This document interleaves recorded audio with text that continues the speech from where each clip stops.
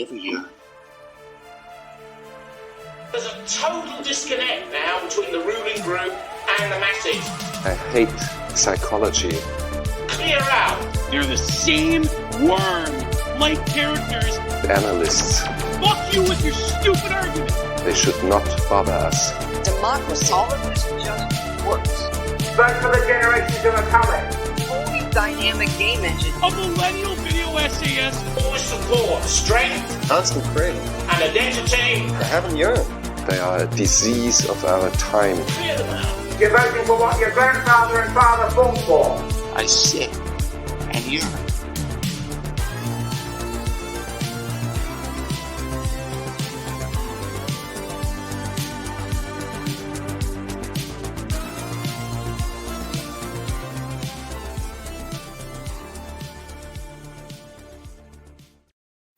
Hello, everyone, and welcome back to this week's Longhouse. I tried, for those of you listening who weren't here live, we were having some technical issues, so we're trying it again. Right now, we're only streaming to Twitter. I'll be trying to add a stream to YouTube. For some reason, StreamYard is not playing ball with YouTube. If that doesn't work, I will just add the stream as a recording whenever that becomes possible. So let's just restart this. With me, as always, is of course Luddic Path. Good evening, gentlemen. Good I'm evening, back again, and Nomad, formerly the artist formerly known as Dissident Nomad. People are getting my name right. Yeah, hi guys. Always a pleasure. Always a privilege. Good to be back. Great. Good to be back. So our main topic tonight, I mean, we're going to get to it later, but I just want to introduce this, is going to be South Korea. As you said it, Luddic Path, in our previous attempt, we just couldn't stay away. No, we've been trying purposefully to move more onto European topics, move away from touching too much on American culture war issues and pop culture, and just stay within the bounds of what you'd consider the relevant dissident real estate that we are in. But if we're talking about Europe, then we will talk about European challenges, and the part of European challenges are demographics. And if you're talking about demographics, you're going to be talking about birth rates, and you're talking about low birth rates, you will at some point end up at South Korea, that has the, what did you say, Nomad, the OECD record for the lowest recorded birth rate in human history? Yeah, that's right. Certainly for OECD countries, it's a new record. It was 0.72 recorded births for 2022. And yeah, that is a record surpassing Singapore. It's very, very concerning because if Korea carries on this trajectory, then by 2072, there'll be a 30% decline in their population. Their population will go down to about 36 million. So all very concerning, really. Another thing of note is that Korean women give birth on average at an average age of 33.6 years, which is also an OECD, the highest among OECD members. So obviously all of this is deeply concerning and very problematic. And as we'll probably get into as the stream goes on, you know, there are no quick and easy solutions, really. So I'm also interested in general, just learning a little bit about South Korea, because as far as I understand, you lived there for a while, right? Yeah, I've lived there a long time, actually, several years. So yeah, I know quite a lot about the ins and outs of Korean history, society, culture, a bit about the economy, politics and things. So yeah, I'm kind of happy to get into it, really, because usually it's the kind of really thick geopolitical or political economy kind of stuff, which I also love, which I love doing, especially with you two. But yeah, this is new territory for everyone. So yeah, looking forward to it. Yeah. All right. Well, as we usually do every week, we have a little bit of a warm up with something a bit not as highbrow usually.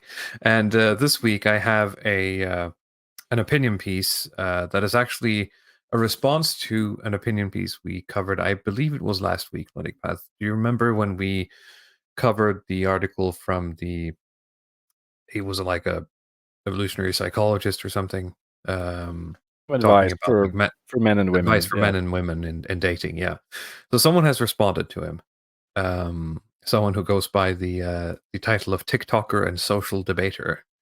In the same state media outlet. So, fair game. And this First opinion piece, question: is this yes. picture AI generated or not? No, this is a woman. Although I am sure there's quite a lot of AI going on in the filters of that photo, so I can understand why you're. I've seen stuff from her before in sort of like opinion pieces, and she's 23 years old, and Oh, this is her. Okay. yeah. Yeah, I mistook it when I looked at the article. I don't know if there was something with the formatting, but it looked like the name was removed, so I wasn't sure if this was a real Right. or not. But yeah, I could see her as an influencer, of course. Of course. Now, this article is called "The Age Hysteria," and she has a sarcastic line about a single woman in her 30s. Of course, you'll die alone, surrounded by 15 cats. Recently, we've seen a great deal of empathy directed at single men. Oh, we can't have that, Ludwig. At single men. But when we talk about single women, it often turns into a joke. Single women are not met with the same care. Rather, they are being ridiculed. In a chronicle about the dating problems many people experience in today's society, psychologist Marius Stavang writes something that I react to quite strongly. And I quote from his article: in your 20s, he's talking to women in this section. In your 20s, you are blessed with a sexual romantic market value. End quote. If there's one thing I'm really sick of, it's that sentence. It repeats itself in everything that I see about relationships and dating. The idea that the biological clock is ticking and that your value as a woman decreases drastically the older that you get. Well, not necessarily your value as a woman. I'm commenting here, not necessarily your value as a woman, I'd say, but your value as a potential mate Exactly. decreases. Yeah. Yeah. I think that's a key misunderstanding that a lot of these. I feel like this article is like the ultimate arguing about arguing about statistics with women, because this guy from last week just like dumped a bunch of statistics and generalizations, and a woman has written an entire piece about, yeah, but I'm not like that. Let me double check the translation here, if it's letting me. Probably not. Okay. I understand that in many ways this can be seen as a truth, but it's not a just or necessary truth. It's a learned one, which we can also unlearn, which I find very strange. I think she's saying that as a society, it's no longer a necessary truth. And in a sense, she is correct, I guess. In a sort of modern first world society, the need for a mate, and I'm sure we'll get into it with South Korea, and I think Japan has this as well, with all of these sort of just like shut-in men who never do anything because there's no point in living, right? You can use excuses such as evolutionary theory, biology, and determinism as much as you like, but that does not take away the fact that we as a society contribute to maintaining these ideals by making such claims that Stavang does in his chronicle. Yes, humans have primitive instincts, but we are no longer in the Stone Age and we're capable of thinking for ourselves. Are we? We are influenced to a much greater extent by the society in which we live. Now, that is true. When we are constantly exposed to a, quote, truth that women's value is based on fertility or sexual history, the consequence will naturally be that we believe it. We're already seeing an anti-aging pressure spread like wildfire in social media. It has even gone so far that girls as young as 13 run to the store to buy retinol, which is like well, they run to the store. I think they go to the pharmacy if they want to get retinol, which is like an anti-aging agent or something like that. It's or very maybe interesting given the demographic pyramid. I mean, if you're 13 right now, you're going to be like a very young person comparatively anyway, like that's true. compared to But then everybody else. again, So this woman is taking photos of her. She's 23 and she's taking photos of herself with filters that make her look younger. So she's probably I not don't know. helping. She might be guilty of this herself, just a wee bit. I know, like, screaming hypocrisy is boring, but Botox and fillers have also never been more normalized than they are now. Women and girls no longer only compare themselves to the prettiest girls in the village, but an abundance of beautiful, retouched, and polished women on social media. Now that's very true, and she's on the money here. I find that the idea of youth is largely about society's tendency to over-sexualize blank pages and virginity. Just going to double check. Yep, that's it. Through many centuries of Christian conservative norms and ideals, we have used women's fertility and sexuality as weapons to ensure that women spend as much money as possible on the consumption of beauty. This is not the Christians' fault. Hang on, let me double check the translation. No, she's actually blaming conservative Christian norms and our Christian culture as the source of Was of the women spending Botox money on beauty industry of products. 1750 was booming at the time. Yeah. It I'm was just reminded gigantic. I've been really enjoying. Actually, I think he's streaming right now. Academic Agents deep dives into the Adam Curtis documentaries. Those are really good. He's And I'd doing one recommend now, people. actually. Yeah, Well, we should I'd really recommend people advertise him, but watching yeah. them. And there's one point in one of those documentaries when a woman in Britain says that they didn't have any beauty products before the Americans sold it to them after the war. Like they had like one thing they used, and it wasn't really like a product in that sense to apply any sort of makeup. So I think it's a bit younger than this woman here thinks that this tendency. All you need to do is just look at some old photos, and you could refute this pretty easily. Yep. Just look at your class photos. You go to your school, and they will have some records. They're usually on the wall. They will, have classes back to the early 1900s. You just look at the women there. There's no beauty products. I mean, they usually struck me as being like remarkably plain looking when I looked at them there, and it's very clear that there's no eyeliners or what do you call this mascara or anything resembling it. No hair colors. They wear their hairs very plainly. They don't even pose in any particular style. It's more of that kind of natural way where it's the men who try to be more flamboyant and the women who look a little bit more boring, as you see more in nature. Certainly, yeah.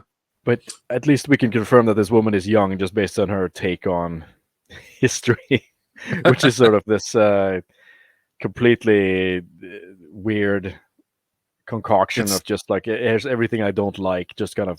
Yeah, Jesus was born, then he died, and then there's just like a black hole of technology, and then the Industrial Revolution happened. And, Yes. If it wasn't for them Christians, everything would be good.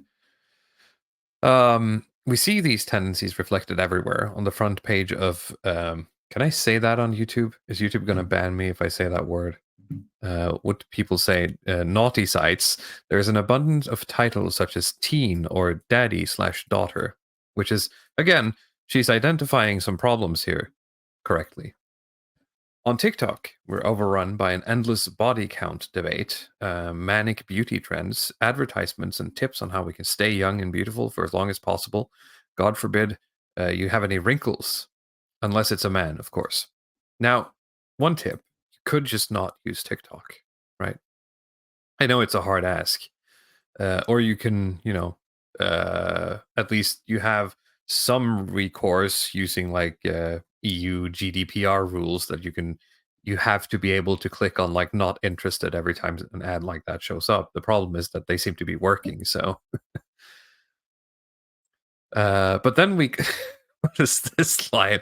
And then we all clap for our almighty silver fox daddy king while we have such ugly attitudes toward older. I don't understand who are those people who are having ugly attitudes towards older women. I mean, a lot of this stuff is very subjective, and I'm not living inside of the head I feel of like a this is young women right? negging But, other women, right? I mean, if you are in that position, your attention is very directed toward certain pressures more than others, and that depends on where you are in your life and what exactly you're afraid of, and where you're trying to get at. I mean, if you looked at one of these, let's just say these erotic websites, there's enough kind of header titles about older women. I'm sort of shocked at how much of that stuff is there, but the focus is a little bit different. I seem I to guess. recall every year these sites give out like statistics, right? And they make the rounds on Twitter, and usually the mature thing ranks quite highly, doesn't it? The MILFs, as originated by in the movie American Pie, that category is hot. And I don't mean like that's something I enjoy, but it's quite highly ranked usually, very highly searched. So it's just a bit of evidence to the contrary. Since we're only streaming on Twitter, I'm going to have to ask the people watching. And I want to do like a bit of a litmus test here. So I'm going to ask the people listening here. I want to see how many of you are bots, right? Essentially. I want you to, in the comments of this stream, I want to put either a photo or just a name of who is your silver fox daddy king. If you're going to like an actor or someone like that. I want to see what the people listening to this think a silver fox daddy king is. So these Silver ideals Fox bio. I guess it's the what's the name of the Ocean's 11 guy, the Nescafe man? He's the Silver Fox Daddy King, isn't he? I'm blanking on his name. It escapes me. Just a moment. Whatever. These ideals that we actively maintain and teach when we must constantly ascertain what it is that gives a woman sexual romantic market value, whether it deals with sexuality, aging, or the body or other things. Let's see. Yeah, these are ideals that we maintain and teach, right? I don't like how Stavan completely overlooks how individual we are as people. He was talking about society in general, Jesus Christ. What we place in our value or attraction is subjective and not least in constant change, because it is. In our modern age, it's all too easy to explain away dating preferences with evolutionary theory and biology when it suits us best. Humans are not animals. Let people be people and let people breathe, explore, and love, free from the pressures and rules. I think a problem is with biology. It's not with culture, society, or men. It's just that what they're learning in real time is as they get older, their looks fade, and they have to spend more time, effort, and money into maintaining their looks. It sucks, but that's the situation. I think there's also an element that they know that young women have more of a competitive advantage ahead of them, and they're struggling with that as well. That's interesting. Yeah.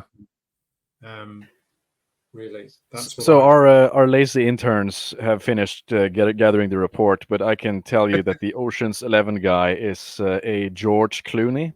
George Clooney, that's the man I was looking for. Premier Thank you very Silver much. Fox King. Other candidates: Hugh Grant.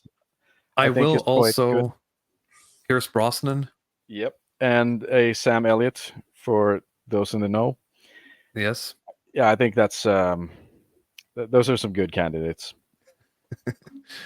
Post your own in the comments below. Okay. Let's get into the meat and potatoes, as it were.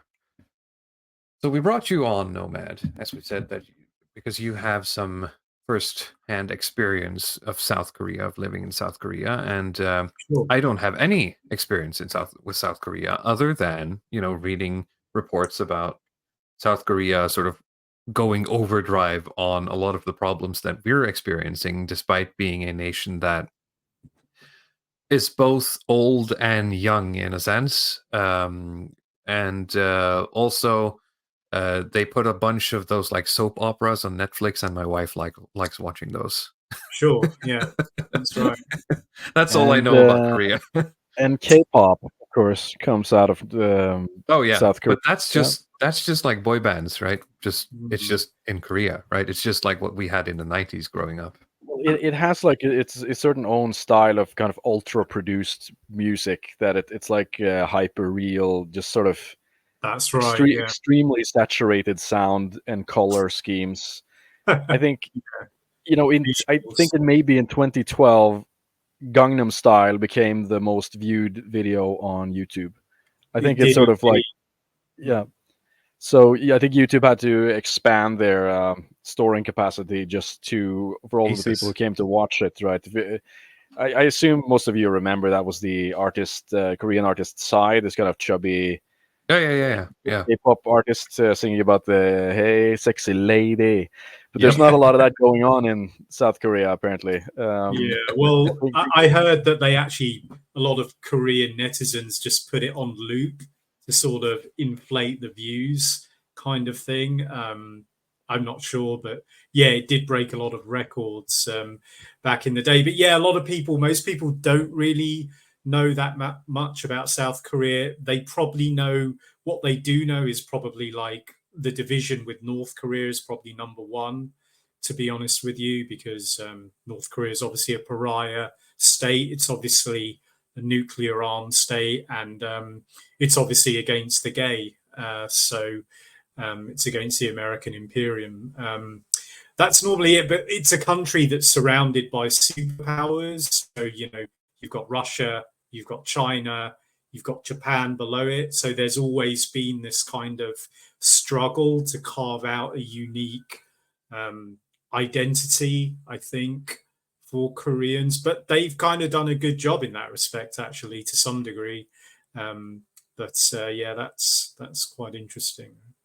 because I think the story of South Korea, without taking too much of a large historical perspective, is both one of great success, but also now one of great failure. Um, I mean, I follow many influencers on Twitter, and it's when you're in these sort of dissident right-wing spaces, there is a contingent that you would say that it's like the ethno-nat Sure. contingent, where the solution for the ethno-nats is Japan. The solution is like South Korea in a sense. The South Korea, if you bring a bullet list of everything that the ethno-nationalist wants, homogenous societies, ordered societies, maybe traditional gender role, a sense of nationalism in the culture, and the sort of aggressive protectionism, anti-immigrant sentiment. Yeah. All of this is embodied, I think, very much in Japan is the example that is usually talked about, but also in South Korea, maybe even a little bit more in a Yeah. sense. So just quickly, yeah, because you get these guys like I follow Henrik Palmgren from Red Eyes TV, who would I think he recently posted on Twitter that we're going to fix this birth rate problem, right? We just need to get the immigrants out. We need to get the Muslims out, deport all of them, and the harmony is going to come back in society. We're going to have high trust. Not that This simple. degenerate culture is going to go away, and the birth rate will come back up again. But if you look at, it is a bit of well, I don't know what the term is in English, like the sort of the cross of thought is what you would be directly related Mhm. in Norway, right? It's something that you really need to think about here. It's a bit of a speed bump in that story, that you have these countries that are so ethnically homogenous, and they don't only fail when it comes to replacement birth rates, they are actually significantly worse than the countries who have a slight amount of immigration, or even the countries with larger amount of immigration and a lot of disarray from that. So then it comes to the question, has to be asked, why? Like, what are they doing wrong? Why isn't it working? Yeah, good way to segue into the main topic, Ludwig. That's very good. I'll just say, for a frame of reference, I have actually lived in Japan as well, but for not nearly as long. So yeah, I can compare and contrast the two together. But that's right. So just to draw it back a bit, on the surface, if you look at it kind of statistically, they are quite successful countries. Obviously, they have large economies, $1 trillion economies. I think South Korea is 11th or 12th. Japan is 4th or 5th in the world. Quite high trust, homogenous. Crime, at least as we would say, violent crime is obviously very low and things. They also boast fantastic infrastructure, like, high-speed trains, lots of extensive rail network as well. So there's all kinds of sort of plus points, positive points from that point of view. But you're right, yeah, the problem is that in spite of all these things that are going for them, there are still a lot of problems with modernity, with industrial life, that are not just, really bad in Japan and South Korea, but probably worse than the West, as you were sort of explaining. So Korea's birth rate, sorry, it's 2023, 0.72 births. It's actually falling, as low as that seems. It's actually falling. And if they carry on at this rate, by 2072, their population would have declined by about 30%. So it's about 55, 56 million. So if they carry on this trajectory, they'll be at 36.1 million. And there's many push and pull factors. There's social, political, economic, lots of cultural factors we'll get into. So the TDLR, I would say, where would I begin? I would say things like the rising cost of living, property prices, the cost of raising a child, particularly education. Educating a child is very prohibitive, is very expensive. They also have a rapidly aging society as well. So there's all kinds of influences. Maybe you wanted to go into this. So I don't want to interrupt you if you're going to come back to it. But why is raising a child so much more expensive than other places? Yeah, good question, Walrus. Actually, that's a good kind of part to sort of start with, actually kick us off. So by some estimates, Korean families spend about 33% of their income on their children's education. That's no lie. There's no slip of the tongue there. 33% of their income goes on educating their children. That's kind of quite astonishing if you're from Europe, if you're from Europe. It's kind of crazy. In 2022, they spent about $20 billion on education. Are we talking that they send the kids to specific private schools, or is this like private schools plus tutoring plus? The second of those two. So basically, here's a quick summary. So in terms of formal schooling, it's not that different from the UK, to be honest. It's around about 8:39 a.m. till about 4:30 p.m. After that, they go to private academies. In Korean, they're called hagwons. So they go to these private academies, and they can be there till, if they're in middle and high school, particularly if they're preparing for their university entrance exams, they can be there all night, 10 o'clock, 11 o'clock, and sometimes they can then go off to the library for more studying or go home and study even more. And this is, of course, this causes a lot of collateral problems. There's a lot of structural problems that follow from this, because in order to send your children to these academies, you need to spend a lot of money. Math, English are very popular ones, Korean as well, Korean language, but just general ones for preparing for the university entrance exam, which is called the Suneung, which is widely believed in South Korea to have the biggest impact on your life. Those are the main reasons why they go. They can go on Saturdays as well. They can go on weekends. They study very hard in Korea. Yeah. So it's just become like this ratcheting effect, then, right? Yeah. Well, you have to sort of like keep up with everyone else. Exactly. You've hit the nail on the head. A good phrase that people use is, the problem in South Korea is that everybody is running faster and faster in order to stay in the same place. Because if we take us as an example, Walrus, if your children are going to academies, Luddick and yours are going to academies as well, well, what choice do I have? If I don't send my children to academies too, they're going to fall behind. They will not have as good a chance as getting into top colleges and universities. And this will have obviously collateral effects on their future, being employable, getting into the top companies. It's a very complex problem, actually. Not just the birth rate, but the education issue as well.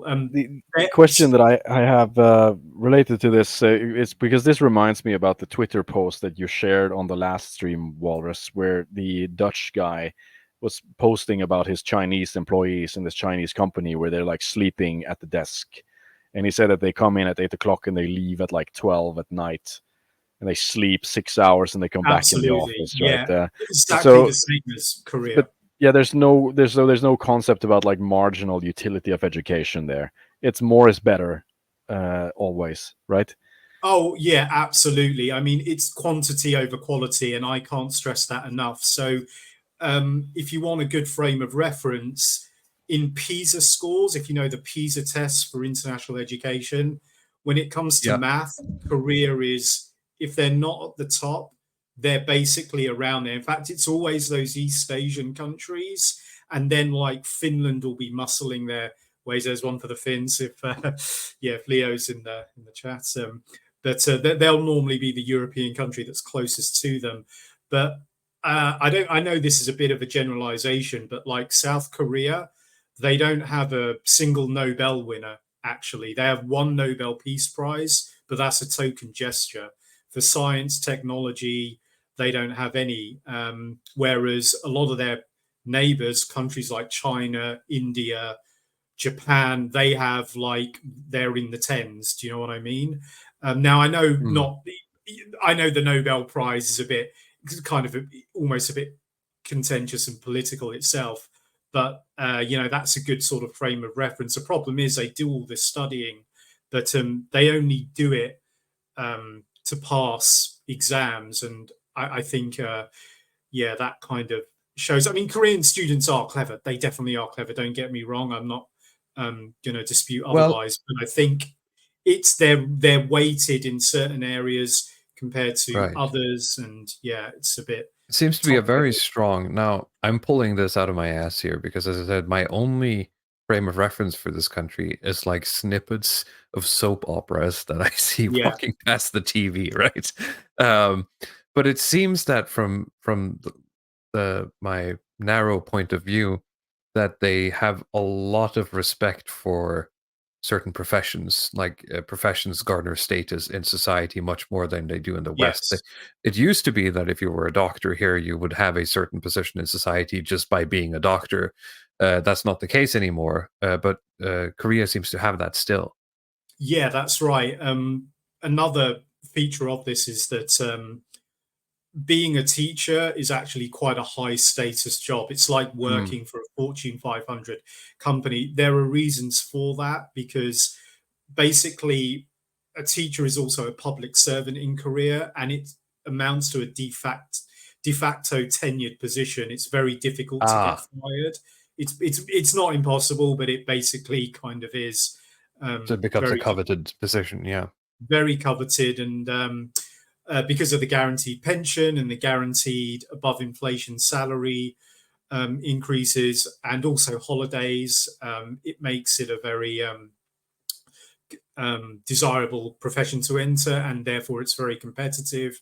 Many of my students, I spent 4 years working in a high school, and a private high school at that, and there aren't many in South Korea. I needed to give an interview in Korean, had 2 interviews, a demonstration. It was, but it was probably my best years in Asia, actually. And my students were very good, very diligent. And we would have about just under 10% would enter something called SKY.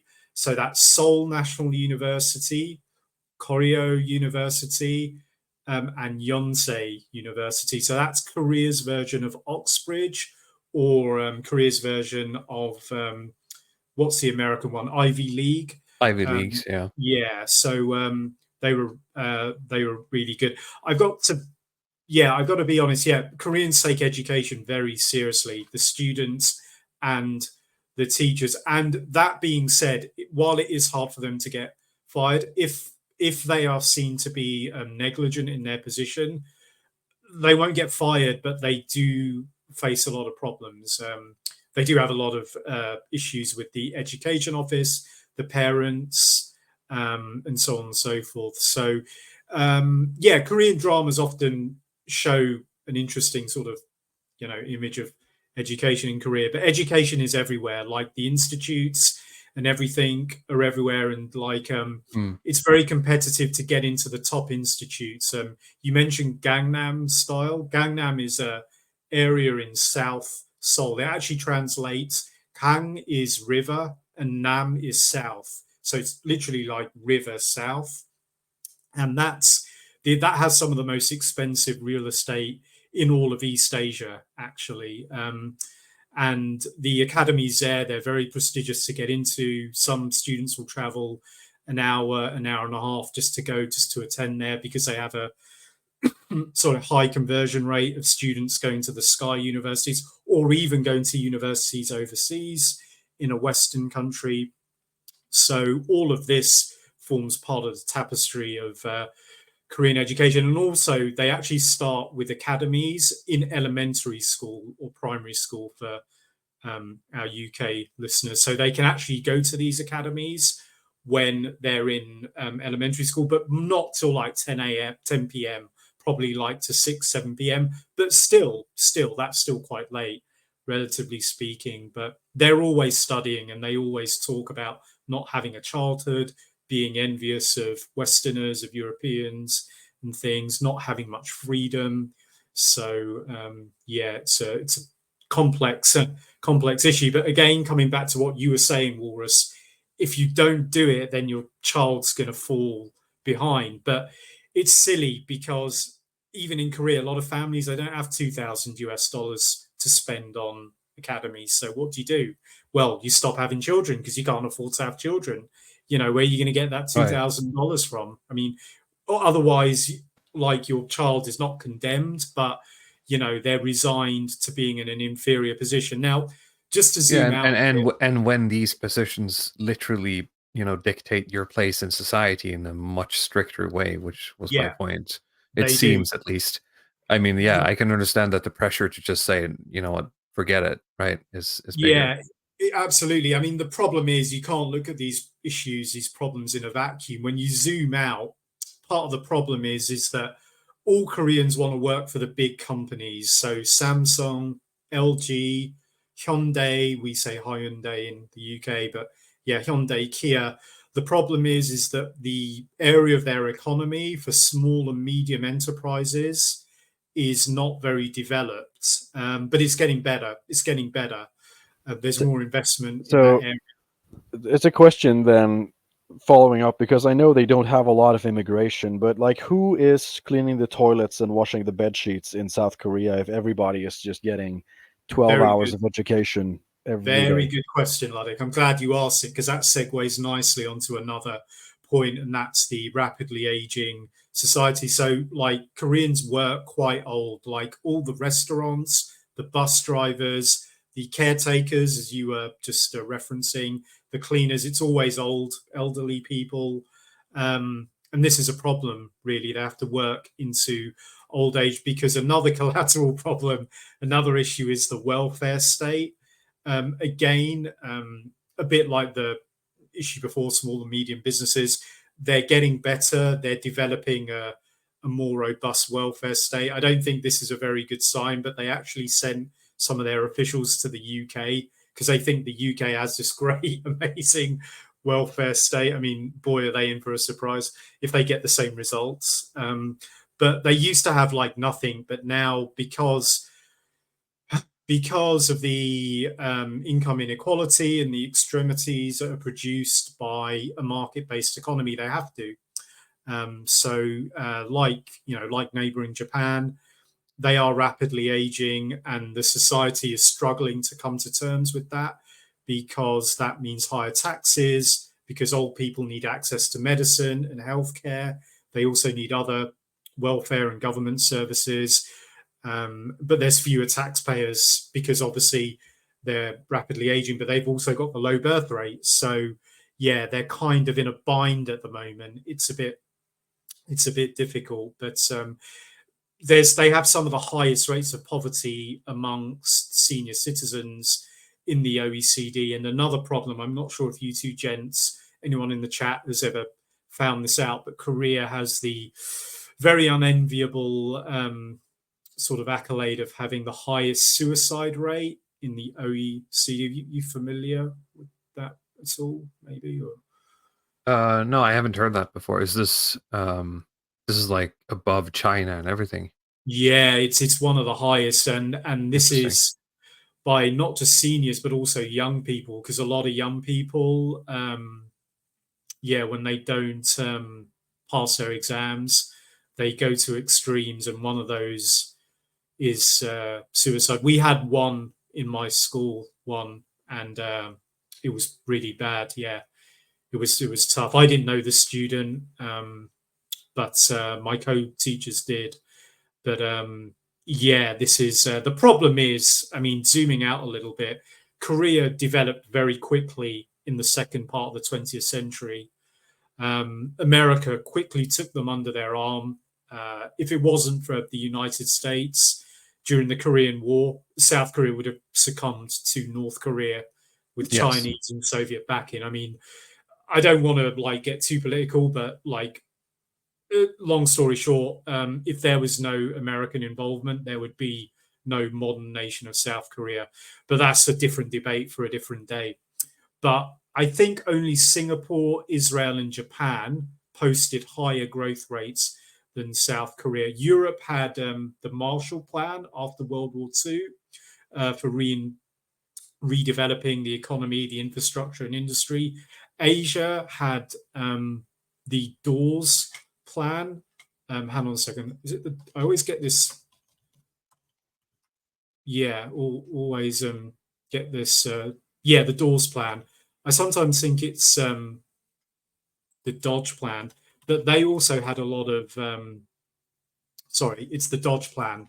So Asia had the Dodge Plan after World War II, and Korea and Japan and also Taiwan had a lot of investment. They actually had more investment than Europe per head, actually, would you believe? So they developed pretty quickly, and generally people think that, just to end the monologue, their economy developed a lot faster than their society did, and they haven't really come to terms with a lot of the polarizing changes in the economy, in industry, and in society generally. But there's all kinds of theories about these problems. But this is all putting downward pressure on the birth rate, and that's a problem. Yeah. So, but is it just as simple as that? They just sort of grew too fast and gave themselves whiplash? Yeah, I mean, in terms of the history, a lot of people, probably don't know too much. I mean, they were a dictatorship, really up until the 80s and 90s. It was only the Seoul Olympic Games where they were like, oh, yeah, we need to sort of clean up our act. The world is coming here. And then just generally into the 90s, as they started opening up, they basically became a democracy. And they're like, yeah, we've got to clean up our act. There's a lot of stuff. There's a lot of law behind South Korea, actually. I mean, we probably don't have the time to go into it, but they had a lot of. The problem is the boomers and the Gen Xers, there's a big generational divide in Korea.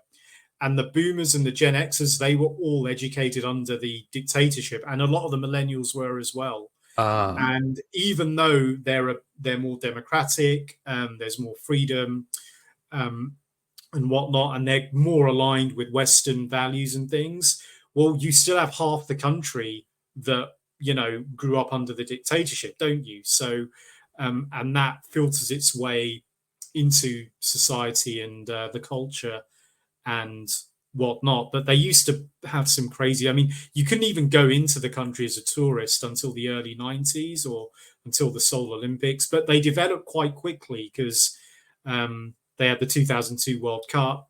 They've had the Winter Olympics most recently in 2018.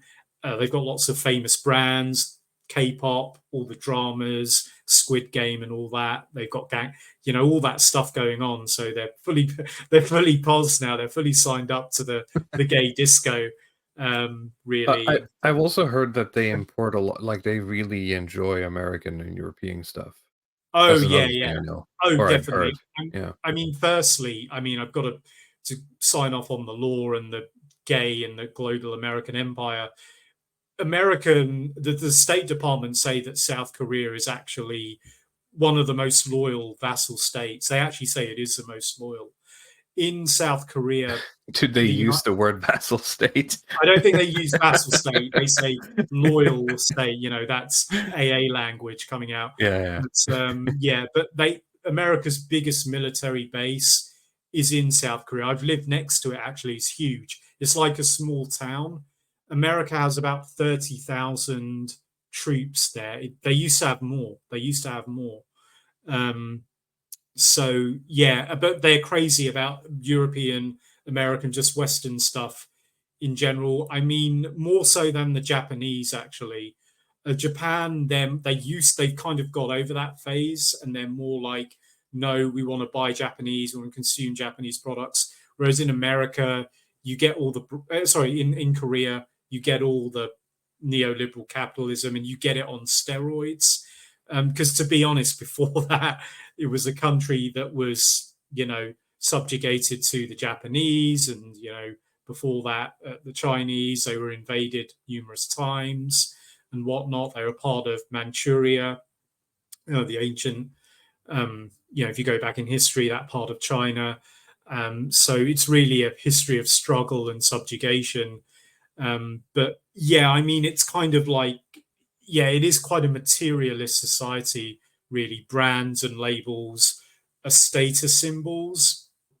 And even though it's like that in many Asian countries, I think particularly in South Korea, they look for those status symbols as an expression of, their wealth or, perceived wealth and whatnot.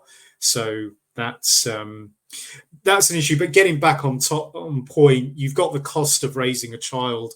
That's one big problem. Another thing is Korea, like a lot of countries, has a property crisis. Basically, like, properties are beyond the reach of a lot of young people, and this has forced people into renting.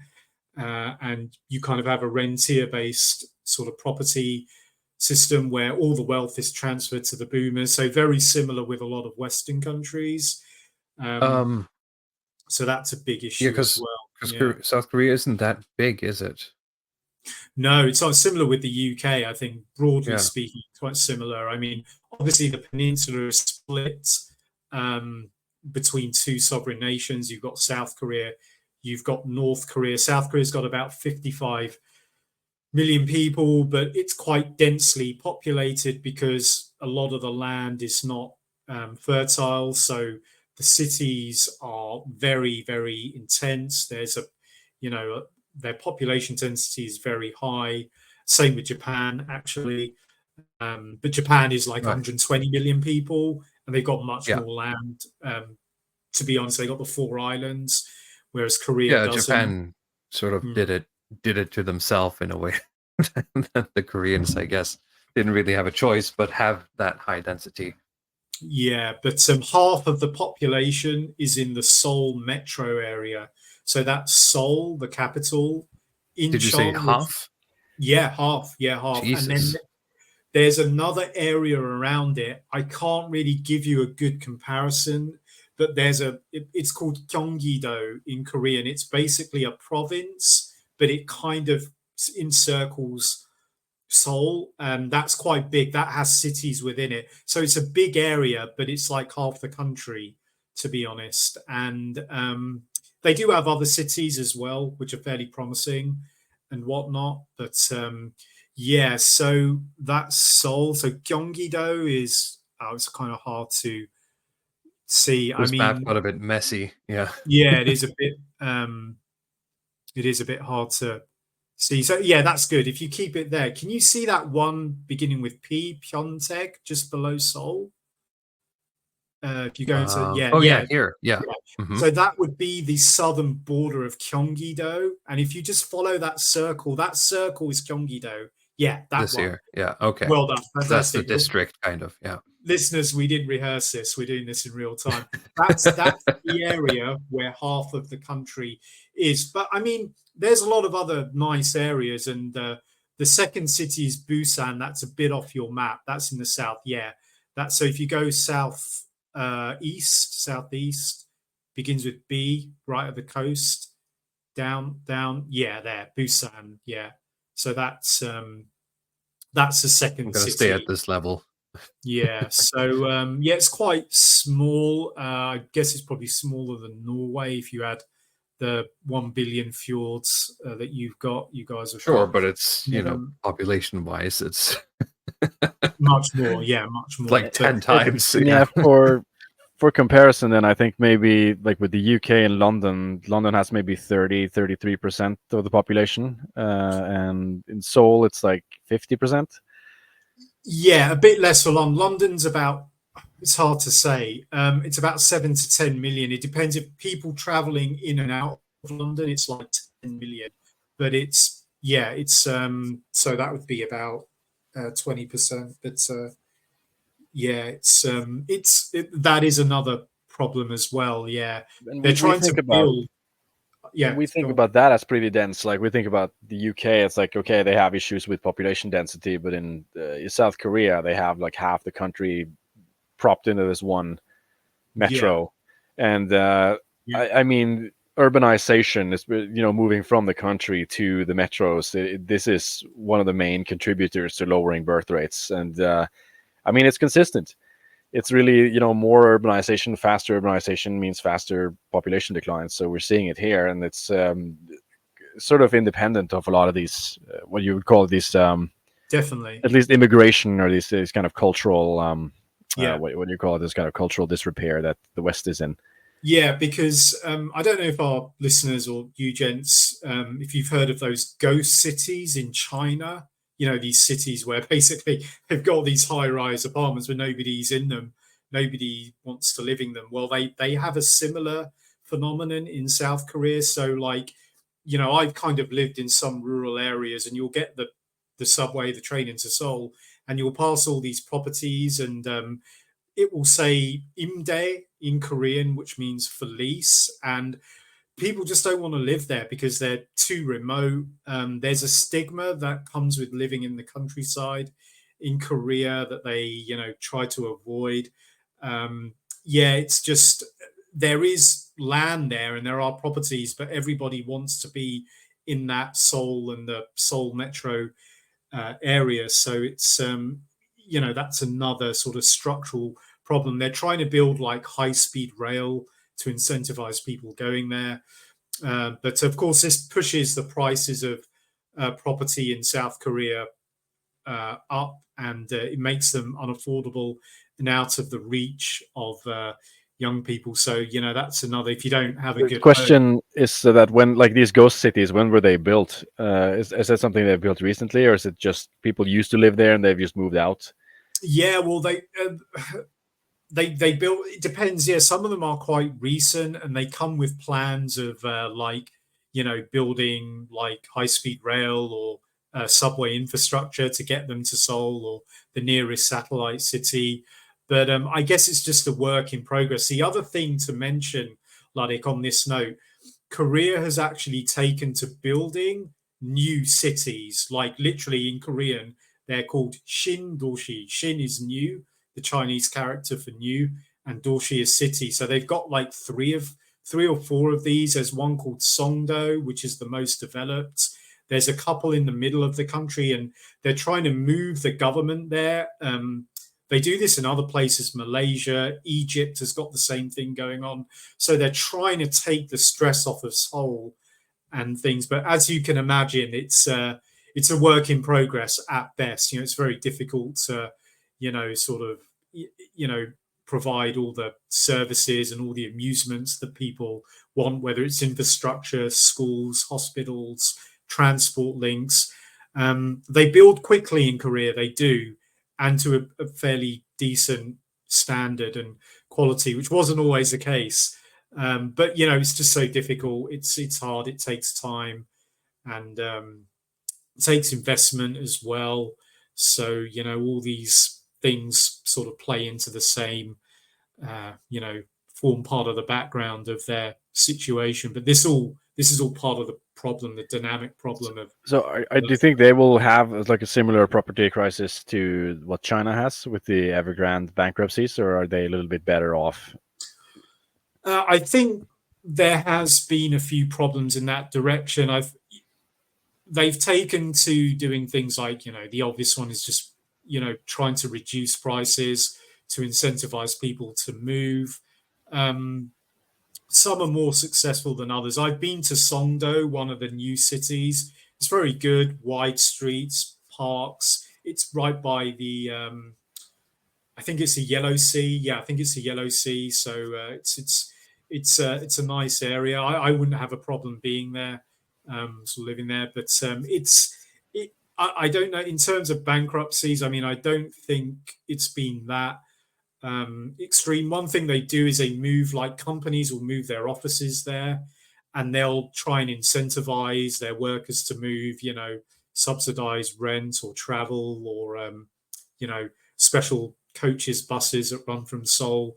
But it's quite interesting. There's parts of Korea where there's just so many people. The bus terminal, the express bus terminal, you just get hundreds and hundreds of people, man. It's just incredible, and it's overwhelming.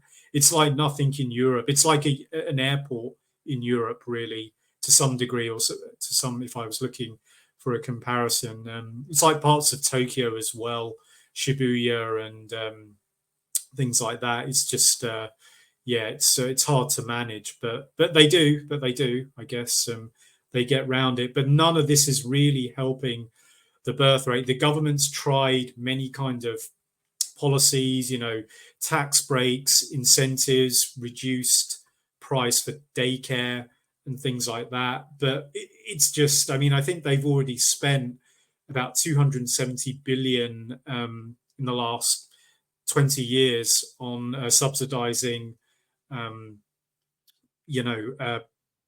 family child rearing and having families, but it hasn't really, it's just carried on going down. It hasn't made a difference. It hasn't. Interesting.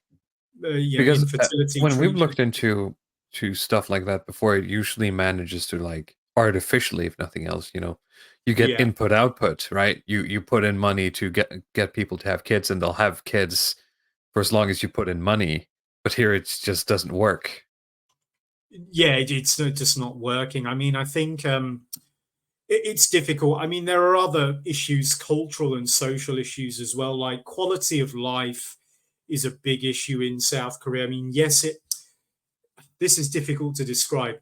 It is an OECD country. It is $1 trillion economy, but that's not everything. I remember looking at one table that plotted everything, like social mobility, everything from crime to literacy, freedom of the press, and like South Korea is kind of at the bottom of all the OECD countries. Norway is always at the top, by the way.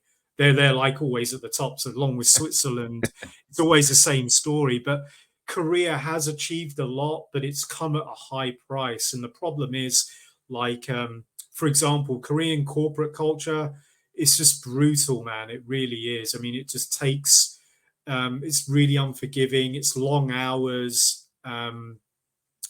Koreans work some of the highest hours. They work the highest hours in the OECD, but they have low productivity because so much time is spent wasted, to be honest with you.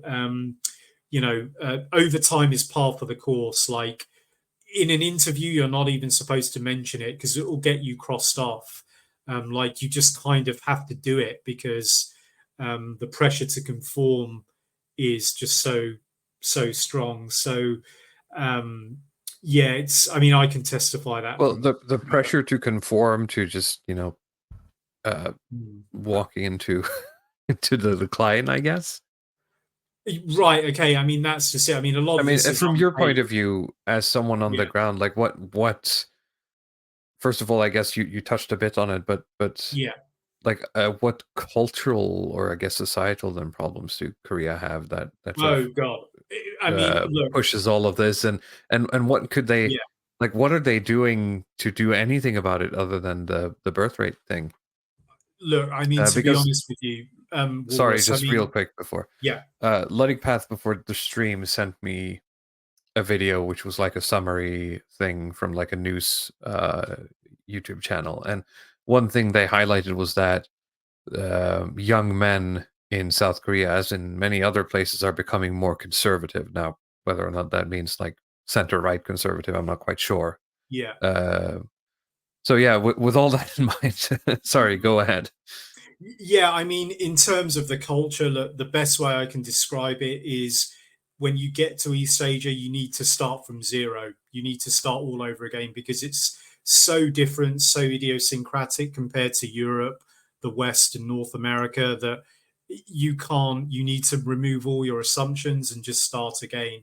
Because, yeah, and then they have cultures within culture, like family culture, corporate culture. It's all very different. I mean, they have a very strong Confucian influence in their society, in their culture. So old people are, seen as having a superior position. Young people have a deferential position, and you're not supposed to really talk back to your seniors if they're in a higher position than you, and whatnot.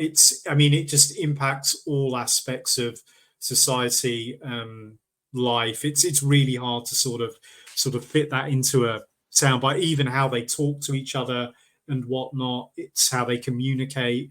It's just, yeah. But work life is very pervasive. I mean, Koreans will do overtime 3-4 times a week. It can go on to 10 p.m., 11 p.m. And whatnot. Walrus has dropped out of the chat.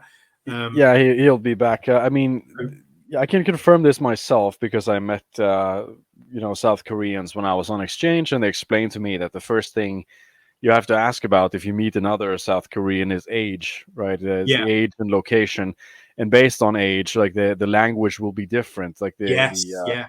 how you speak to them and how you say hello, how you say goodbye, that is different. And Yeah. this is very literal, very strict. It's almost like Jewish Talmudic stuff where if you're like just a week older, you have to change the language that you're using. Like in the West, you'll say sir and ma'am and these things. I mean, nobody does that anymore. But it's that kind of formalism that is very literally followed, and it's always expected that you should talk to your elders in a very polite way.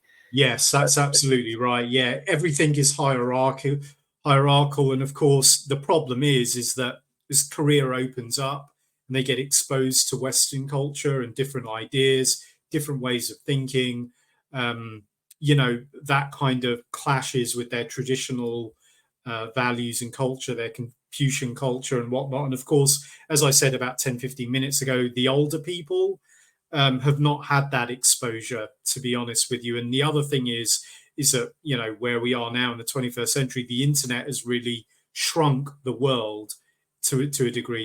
You can get information, input that you just didn't have before, that isn't in a textbook or isn't in a classroom. And all of that sort of impacts, life in Korea. So young people have got a different frame of reference, senior Koreans can't get away with sort of saying nonsense. None of us can, actually, because you can verify everything very, very quickly. So all of this sort of is also a big factor. There's a big disconnect in Korean society between young and old, parents and children, teachers and students and whatnot. So how they keep those rigorous, social structures in place, I don't know. They're constantly kind of bursting at the seams as to modernize and to reform. And there is some evidence of that, but there's also a lot of fault lines that haven't been corrected. So it's kind of, Korea is like a pressure cooker, really. It's like and it always threatens to spill over. It's kind of hard to describe. I hope I'm doing a good job if people can follow along. But And there's something else, I mean, along with the formalism, is that they have a great deal of conservatism, I think, in their culture. Let's say, you marriage is important. If I've understood that correctly, like you have to, if you're going to have a child, it's not only expected that they're going to do the education, but they would frown on, Sure. say, unmarried couples or single mothers, Mm, or really anything yeah, like that. So absolutely. that seems like to be almost something that's working against them a little bit, especially when it comes to the reproductive functions. Yeah, I'm kind of quite impressed how on point you are with your observations. Yeah, you're absolutely right, Luddick. Yeah, there's a lot of that stuff is at work as well. I mean, marriage is important. It's often said that marriage is a coming together of two things. One is family, and one is finances. And like a lot of other Asian countries, the families have to sort of, they have to see eye to eye on things and whatnot. Weddings are a big, big deal, like a really big deal. Like it's not, how do I say, it's not uncommon for like the groom's family to like buy a house or buy a property, perhaps buy a car, and then the bride's family to pay for the honeymoon, for example, something along those lines. It's really strict and formal. Like all wedding guests have to take an envelope with money, normally about, yeah, I'd say about $35-$40, something along those lines. It's all very formal and rehearsed and whatnot. But the problem is, again, a lot of this, it's kind of changing because people are getting married later, and a lot of the traditional things are not holding place. Of course, this sort of plays into other things like like things like immigration and whatnot, and where that sort of plays into all of these things as well. I mean, birth rate is low, but marriage rate is also very low. And it's often said, you need to have children after you're married. And another thing in Korea is like if a family has multiple offspring, the eldest should marry first. And if one of the younger siblings marries before their older brother or sister, that's kind of considered a taboo, a cultural taboo. And sometimes they can go in reverse. So the elder daughter, the elder son or daughter will rush through a marriage. Arranged marrying sites like matchmaking sites are very big in Korea. Like they're very big, but with mixed results, as you can kind of imagine. Divorce used to be another taboo, but that's becoming more common now. So they're really becoming, they've got the same challenges and problems as a lot of Western countries, really. So it's all of this is quite important too. Yeah, so that's it really. So yeah, it does sound like they have the worst of all worlds in terms of the getting the birth rate going. Is that both the modern and the conservative aspects is working against the reproduction of this people. So the question is, what are they going to do about it? I mean, they're probably under pressure to take in immigration. I mean, we've recently seen the articles floating on Twitter now with Japan that they're going to take in maybe it was like 800,000 logistics workers or something. Yeah, big so problem. Maybe the Koreans will have to do some of the same things. But I mean, ideally, if they didn't, what I mean, we talked a lot about this on our channel. I don't know, like, if you have any intuitions about what they could be doing in a perfect world, if you had some kind of dictatorial power or something to resolve these problems. I mean, what directions do we go? It's really hard. From here? Okay, this is an important point. Yeah, so I'm glad we're onto it, but it's kind of hard. Japan and Korea, at a basic fundamental level, I don't want to be too controversial or too unkind. They're not very welcoming to foreigners, certainly not in the way Western countries are. I mean, they don't mind visitors and tourists and things, but absorbing them into their society, having them integrate into social, professional, civic life, that is much more problematic. That is much more challenging. Yeah, I mean, in Korea, it's very difficult because, you know, coming back a bit, I mean, what are they integrating into? What are they assimilating into? Housing costs a fortune, education costs a fortune. I mean, without huge government intervention, it's not possible. It's not going to be possible. I mean, there's nothing to immigrate or assimilate into. I mean, there's no Korean dream because it's always really hard. There's all kinds of sort of challenges. I mean, if you talk about immigrants from Southeast Asia, like it's difficult because Korea is a different climate, and for 5 months of the year, it's unbearable for people who come from like Philippines, Indonesia, Cambodia. They may work in factories, but it's difficult in the winter months. They're going to be low wage earners, and you know they're not going to be able to afford housing and education. It's like importing a surf class, basically. That's what they're doing. Korea's, you know, experience with immigration has definitely been overwhelmingly, it's been a difficult and problematic one. Ethnic Koreans, diaspora Koreans have come back. Those that come from the Chinese province, which borders North Korea, Jilin province, I think it is. There's like 600, 800,000 Koreans.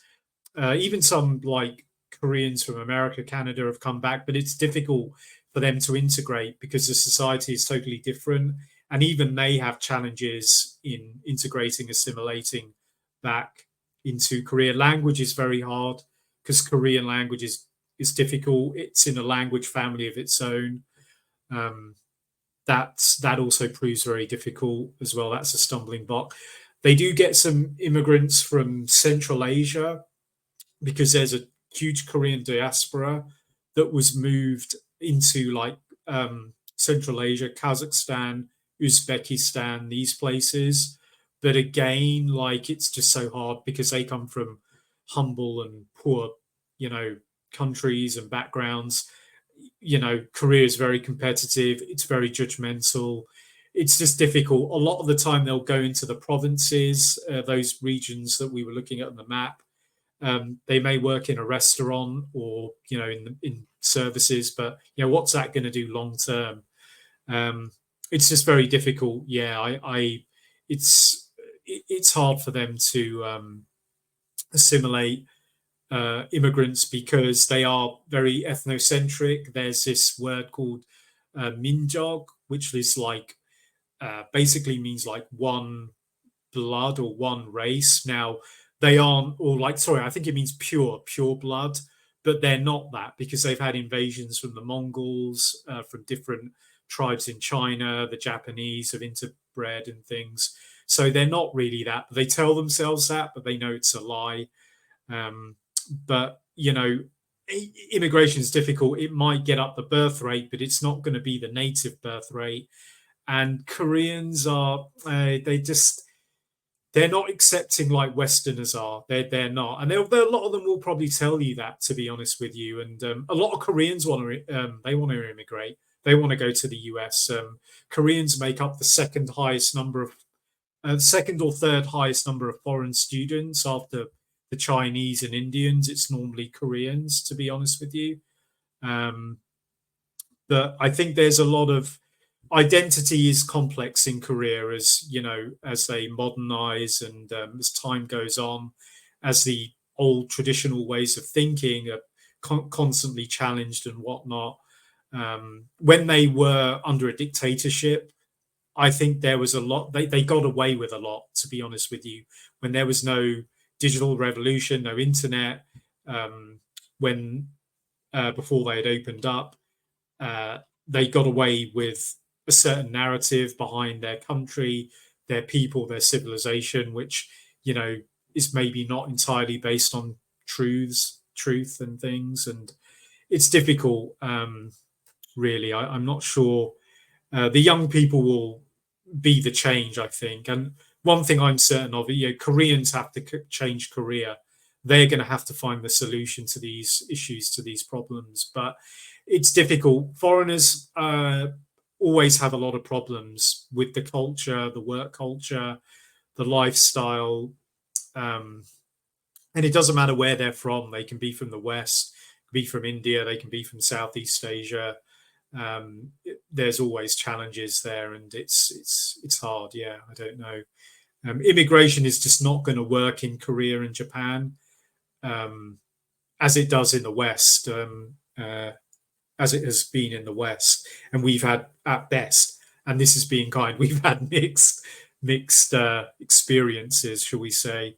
And Japan is no different. They've brought diaspora Japanese from Brazil back to the country, but the Japanese, they don't accept them. They don't treat them well.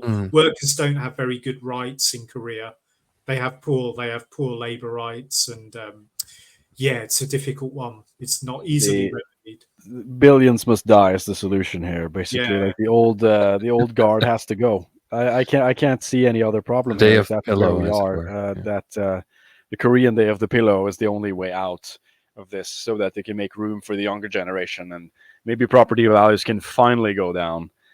I mean, this is a topic we could just to plug. A friend of the channel, Witticism TV, recently had like a follow-up video on Dave Ramsey talking about property prices, because this is a thing in the modern world, like with the boomer generation that is sort of hogging up real estate, and it's along with the pension scheme, just the way the flow of real estate is a great way for them to just hog money and move money from the younger generation to the older one. And this is something I want to talk about in a episode later. I mean, we've been delaying it, but I want to talk about landlordism, right? Yeah. I found a video on YouTube recently, let's see, from the channel Politics Joe, which is some kind of lefty channel. But again, I've been exposed to a lot of tanky content. But you have this Brit, Nick Bano. I don't know if you're familiar with him, Nomad, but he's apparently this kind of like Marxist tenant lawyer who has like this long interview. And it's this kind of tanky spiel that you get. I mean, it's usually very dumbed down and simplified, but they talk about like landlords should just be killed or some this kind of Maoist nonsense. But I mean, usually with like the tanky pile of shit, there is a pony in that shit somewhere. There is actually a lot of truth to the criticisms that they bring up when you look at not the labor market, but the real estate market in say places like London, big cities, Oslo, Stockholm, Copenhagen. There is a very like problematic way that the markets are forming here, and it's very difficult, it seems, for governments to do anything about this in terms of just regular subsidies, because they throw subsidies at it, but it just raises the prices even higher, because like the market just keeps absorbing it.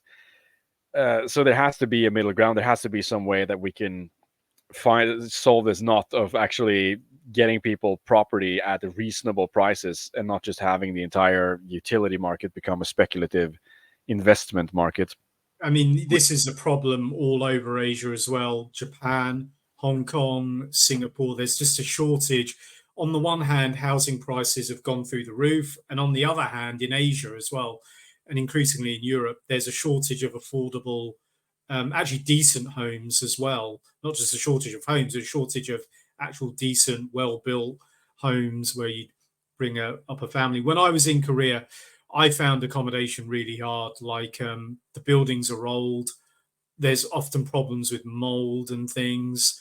They don't keep up maintenance on the core building, and it's just so hard. Yeah, it's difficult. And in terms of high-skilled migration, if you like, maybe like, I don't know, like Singapore or something, the first thing Westerners say, like a lot of the time, is the housing quality is just really poor, because the system they have in Korea is a bit difficult to understand, but they have it even worse, because they have this system I put in the notes. It's called, in Korean they call it jeonse, so where they, instead of paying monthly rent, the renter makes a lump sum up to 80% of the market value of the property. So it's something ridiculous, like it's like it's a really ridiculously high some, and then in return, they're in that property to the end of the lease. They don't pay rent. But the problem is that Korea is kind of top heavy because so much of their wealth is tied up in property. And when interest rates go down, or when prices go up, it creates this huge distortion across the country. And there's a lot of problems with fraud as well, like landlords who just they run off with their deposits and things. And you hear this all the time. It's just difficult. There's just no way around it. But property is definitely one big challenge. But yeah, it's a challenge everywhere you go. I don't know what the solution is. It would help if they didn't import infinity Africans into the UK. That would be one start. But yeah, you've got the demographic explosion, and you've also got rising divorce rates. So people now need separate homes, whereas before they would have lived together. It's difficult. Yeah, there's all kinds of issues. So that's at least something we have to look at going down the line. But I think maybe this is a good point to start to round off the stream. Anything else? Yeah, this was great. I mean, it's a large topic to try to cover in an hour and a half, but I think you did a great job here, and I think we might have to revisit this at some point because I feel like I'm left with just more questions that are popping up. It's so hard because, as you said, every time you try to, I say interact, but to sort of interface with any of these Southeast Asian countries, half of the job is just trying to understand or decoupling your own mindset, right? And trying to put your mindset into, or try to think like them to understand. You'll never fully do it. You'll never exactly. You'll never be able to, and you'll just have to accept that they're not like you, and just try to look at things as they are, right? But when I came to Korea, that was my ultimate red pilling moment, because I'm like, all the stuff we're taught in the West is complete BS. I mean, it just is. Multiculturalism, all this stuff. And also the West comes from a very unique point because of liberalism and the liberal inheritance that came from particularly Western Europe and spread. They don't have that in Japan and Korea. They don't see you as a friend. They may see you as an associate, but they don't have any out-group preference. They have a strong in-group preference. And, you'll always sort of be on the periphery. You'll always be like an alien to them on that level. But that's maybe like a different topic for a different time, really. But there's just so many cultural clashes and things that it's hard to really make sense of it, really, to be honest. But certainly that sort of thing. All right. Before we leave, I would like to direct everyone to your Substack. Sure. Which should be dissidentnomad.substack.com. I believe you can also get some of your stuff over on Praxarchy, but you recently just posted a new article, I think called Reflections. Is that it? Yeah, Reflections. It's a series you've been doing. Yeah. Series is like my stream of consciousness. So I kind of pick up more on social, cultural things. It's a bit more UK oriented, but the guys on UO were talking at length about, the Uniparty, and I actually had an article already in the works. So yeah, go and check that out if you want a little bit about power dynamics and whatnot. And it was that was a good article, actually. Yeah, but my post about my lunch got more interactions today, so I'm kind of still a bit peeved about that, although maybe that's a compliment to my cooking skills, but not my writing skills. But thanks for the plug. It's ever the way of Twitter, the lowest effort posts. I mean, that generally goes online. The low effort post gets all the views, and the stuff you put your heart and soul into, gets like one like. That's the online, right? Yeah. That's it. I think it's just internet. I think a lot of the way a lot of the sort of content aggregation stuff, the feeds, as it were, with Twitter Yeah. and like everything going back like 10, 15 years online is just like feed stuff, right?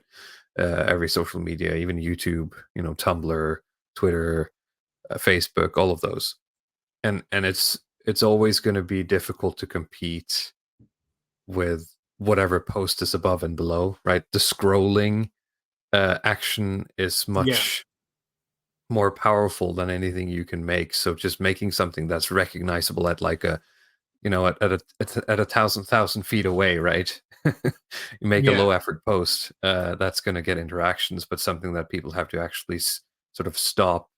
I don't know. It's something weird that happens with us when we interact with these platforms. I can't really put my finger on it. Yeah, I agree. Yeah. All right. Well, thank you so much, Nomad, for coming on and sort of giving us an entire monologue about South Korea. I'm sorry I didn't prod as much, but I felt like I had to just pay attention to everything that you were No putting worries. out Yeah, there. it's a fun. Ludwig Path, anything else you would like to tell to the listeners and viewers before we leave? No, I think we're fine. I guess a thanks for me as well to Nomad. I think it's been a very good stream, very informative. I learned a lot of things a lot of things I didn't expect, to be honest. I'm going to plug praxarchy.com as usual. Nomad's article will appear there. The Reflections number 9 on the British Uniparty. Thanks, And Chris. Walrus, I think you were going to plug the Witten as well. Right. If you haven't gotten the message, the Witten has been announced for this year.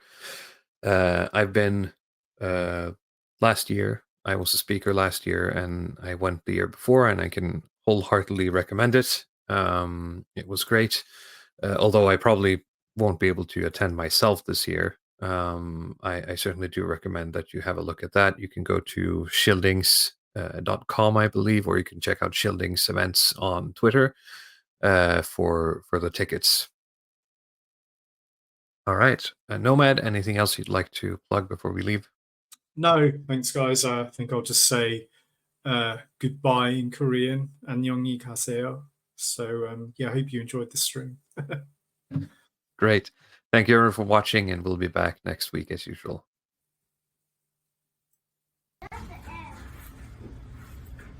Yeah.